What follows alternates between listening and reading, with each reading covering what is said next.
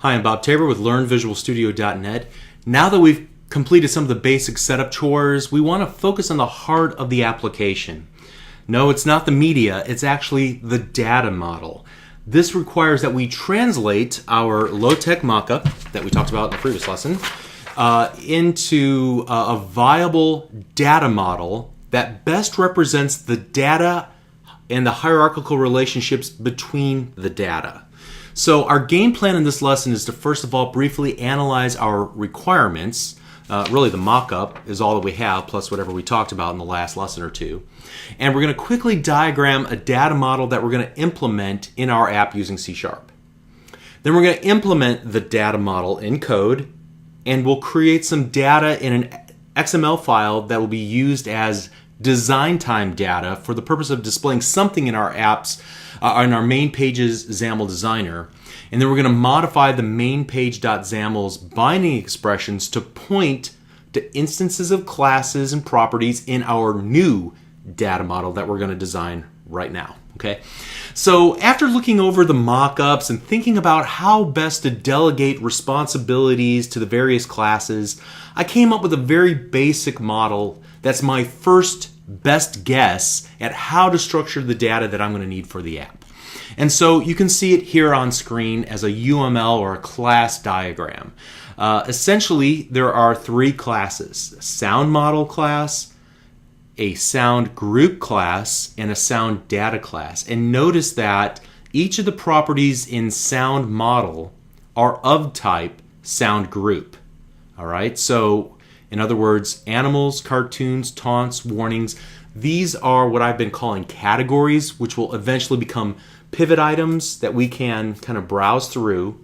So each of those items will have a title, which will be of type string, and then they'll also have a collection of items. And notice that collection is a list of type, or a list of T, and the T is sound data. So each sound data object will represent a tile that we'll be able to push on, and when the user pushes on it, and they'll be able to see what it is. It'll be a meow or a quack or a bark or something like that. And then when they click on it, we'll use the file path property then to actually retrieve the file from one of our the audio folders, right, and to play the given WAV file that's associated with that object that we're clicking on. Okay. So again, the sound group represents what I've been calling a view or a type. I've struggled for the correct terminology here, but in essence, it's a grouping. It's not a view, which only connotes the visual aspect of the sound tiles. And it's not really a type, which has special connotations in the .NET world. A sound group has a title that'll be used to display the title of the pivot item in the pivot control on the main page.xaml. And it also has that generic collection of sound data. The sound data class represents the sounds themselves. Each instance of sound data will be displayed in a tile, and by tapping the tile, we're going to play the sound that's associated with the sound data as it's stored in the file path property, right? So given this clarity, it's time to implement the diagram we see here in C# code. I'm sure that there's going to be a few additions as we go along, but this is a good start in the right direction, I think. So let's go ahead and we're going to create the new data model classes for our app. We have a plan and we have our data model diagram in tow. So we're going to begin implementing that new data model. So to do that, what I want to do is go to the View Models folder, and I'm going to use that folder, repurpose it for our new view model. And I'm going to select, right-click it and select Add New Item. And I want to make sure that I'm in the C# templates, and I want to choose the class, and we're going to call this class Sound Data. Click OK or Add. And it's loaded in the main area, and what I want to do is add two public properties per our diagram. So I'm going to go prop tab tab, in this case, string title, enter, enter, and then prop tab tab, string tab tab, file path, enter, enter. All right, so there are my two public properties. And now I want to add another item, another add new item, and this time I want to call this class, call it sound group, and click add. And the very first thing we want to do in the sound group, I'm going to actually make it a public class, and I probably should do that for sound data as well before I forget. There we go. All right, and what I want to do here is I'm going to create a constructor called public sound group, and we'll also create prop tab. We're going to do a list of sound data called items, and then another string called title, right? And then here what I want to do in the constructor is create a new instance of the list of sound data. So I'm going to set items equal new list of sound data, like so. Great. Whoops. And I can see I named things differently. Just make sure that they all match up there. Items, items. Okay, we're good to go. Nice. Okay, and then we're going to add one more class to the view models folder. Right click, select add new item, and this class will be called the sound model. It'll be the topmost class in our hierarchy. It'll contain a sound group for each of the view or the categories of sounds that we're going to display in our app, the groupings, all right? It'll also implement the logic to determine whether data has already been loaded into the new data model, and it's going to have the vast majority of code to create instances of the sound data classes for each sound that we want to use in our app, just like we saw in the main view model with its isDataLoaded property and the load data that we talked about 2 lessons ago, right? So we're going to kind of duplicate that here, but with our own data. Okay, so we're going to start simple, and then we're going to grow this important class out throughout the rest of this lesson, the next couple of lessons. All right, so to begin, let's just get going here with, we'll make this public. Very good. And then we're going to go prop tab. I'm going to make a sound group called custom sounds. Prop tab sound group animals.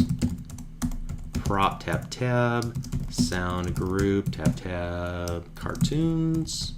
Enter. Prop tab sound group, and we're just going to keep following that. Taunts. Sound group warnings. I think that's the last one. Okay, then we're going to need that isDataLoaded. So prop bool isDataLoaded. And then finally what I want to do is create a method, public void load data. And this is where we're going to do where all the magic happens.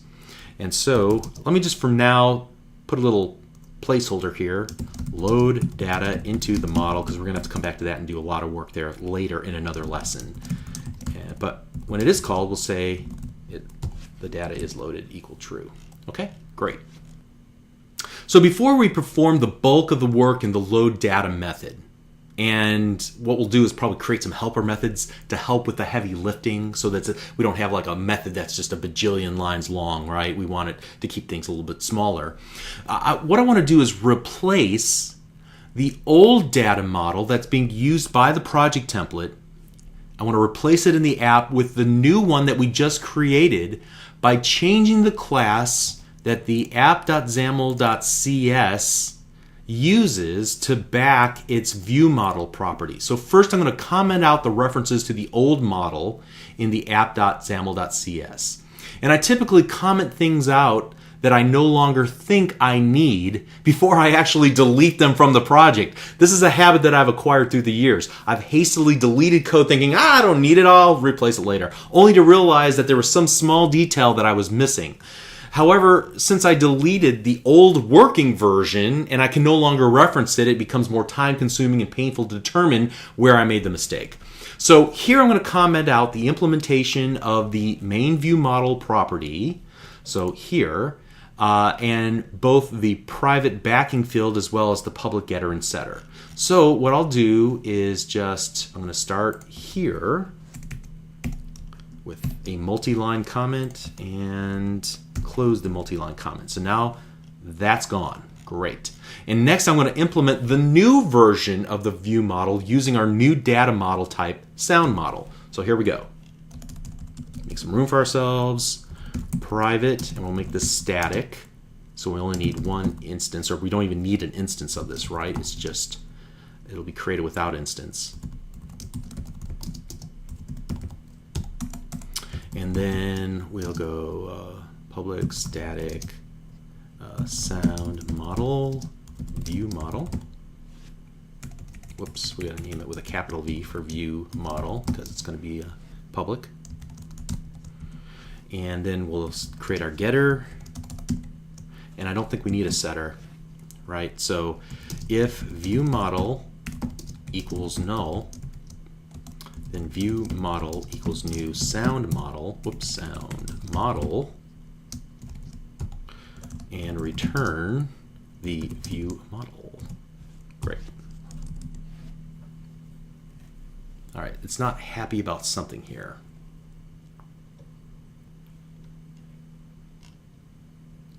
Because I didn't comment out this line of code there. So we need to comment out the old private version as well as the public property so that when we create the new one, this will work correctly. All right, got that? Very good. So that's all that should be required. References to the sound models is data loaded and load data method now should work fine. They're now pointing here instead of the old place where they were pointing in our main view model. Great. Now that I've removed the old data model from the app, I'm sure that I've broken several other things. But at this moment, I'm most concerned about the XAML view here in the designer. The binding expressions are pointing at properties that no longer exist. So you might say, well, okay, we've eliminated it. Any references to the old main view model here in the app.xaml.cs, why does this still display correctly in the XAML editor? Well, that's because at design time, this data context is pulling only from this main view model sample data. All right, so once we remove this reference, it's all going to collapse on us. So that's our next order of business, is to take some time to kind of massage all this back into working form and to replace this design time data file with our own version. And so I'm going to have to do this in small chunks. My first priority is to make some design time data available so that I can then edit the XAML views here by using the XAML editor and the designer and visually see feedback about the changes that I'm making. All right. So what I want to do is right-click in the sample data folder and select Add New Item, and I want to add a Windows Phone portrait page. Now we're only just using this because it's a XAML page, and we'll add data to it. We're not worried about the visual designer of it, as you'll see here in a minute. So the first thing I want to do is I'm going to remove everything about this file that makes it a XAML page. So I'm just going to select it all, including phone application page, and just delete it all. And when I do that, and if I were to save, you'll see that the editor will get confused here in a minute. Yeah, and it says invalid markup, right? So that's fine. And what I want to do now is I want to add my own XAML that will comprise sample data for the app. Before I do that, however, let me go, and I want to drill down, because by default you get this sample data.xaml.cs file, and I just want to delete that as well. We don't need a code behind for this. Again, the only reason we're using a XAML file is so that we can bind to it at design time. All right, so back here in the sample data.xaml file, I'm going to hide the visual designer completely, just move it off the screen like that. And I need to add quite a bit of code in this file, in the sample-data.xaml file. Now, there's a couple of things that we could do here, but I don't want to take the time to type all this out, and it's just going to be a typing exercise. So I've made available this file, and I've happened to add it, unzip it here to my desktop. Just make sure that you find this file wherever you currently are viewing this video or downloaded these videos from originally. I may even put them here in the download for the entire project with all the assets and everything. There also will be a code listing, and you can just below this video where you're currently viewing the embedded version, you can just select it all, copy and paste it in your project. For my purposes, I'm going to right click this and select Open With, and in Windows 8 it'll give me just a couple of options, but I'm going to click More Options in order to select Notepad. And so I can see this whole thing, this whole file in Notepad. You can see that we get a sound model, and we're calling its animals, its cartoons property, its taunts property, which is essentially just containing a sound group item. And each sound group will then have a collection called items with individual sound data instances. So I want to copy this whole thing. I hit Control-A on my keyboard, Control-C, go back into Visual Studio, and then I'm just going to paste this whole thing in here, and you can see it show up correct. And you might get this blue squiggly, but I suspect that's because we haven't compiled our app just yet, and once we compile it, it'll find the proper namespace for the new classes that we've created. Let me just make sure that they are indeed in the correct namespace. That one's correct, that one's correct, and that one's correct. So I suspect that this will resolve itself after we, build a solution. We might find other errors in the build.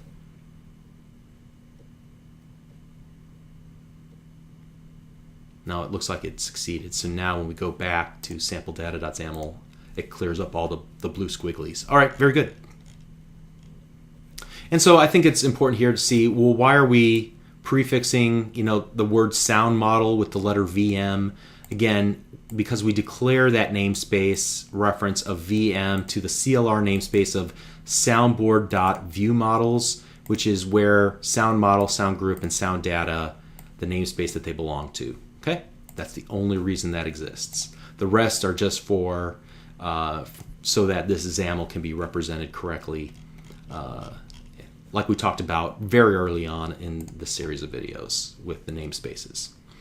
Okay, so moving on here, what I want to do is now use this new sample data in my main page.xaml. And to do that, I'm going to go to my main page.xaml file, and I want to look for this design time data context. So the D, again, indicates that namespace that would allow us to use the XAML at design time.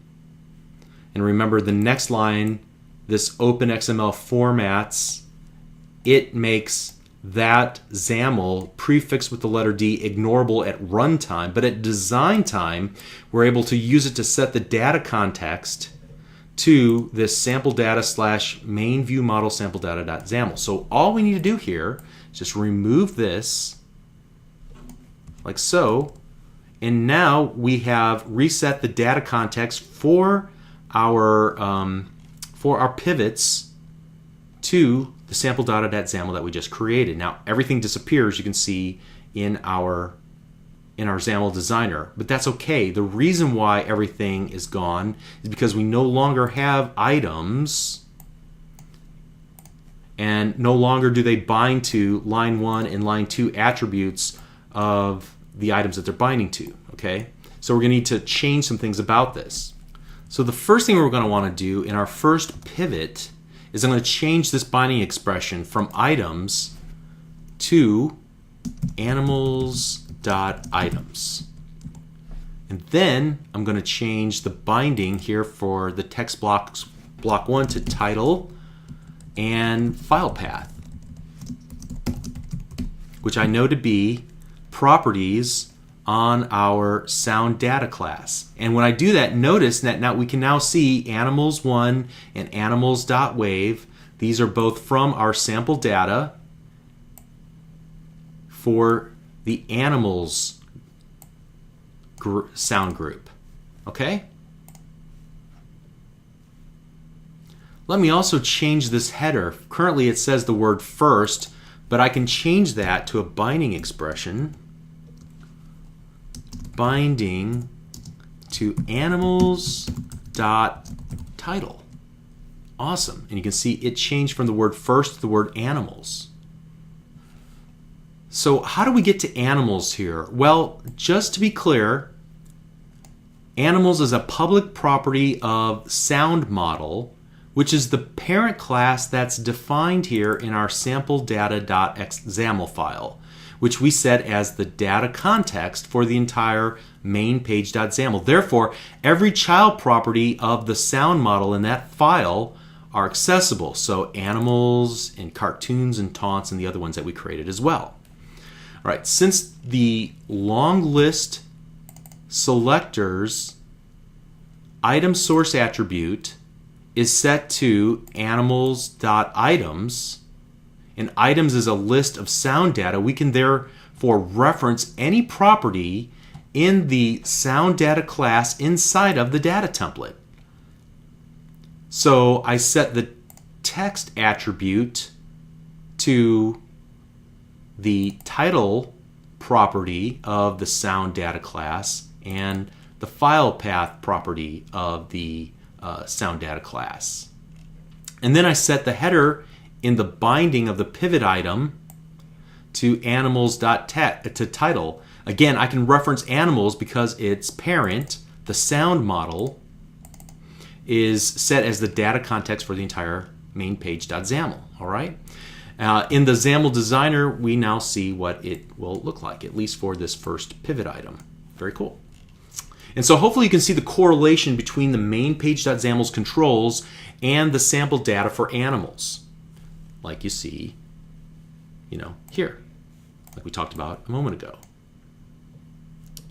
We made a change to the first pivot item, and now what we want to do is change the second pivot item to display the sound group cartoons.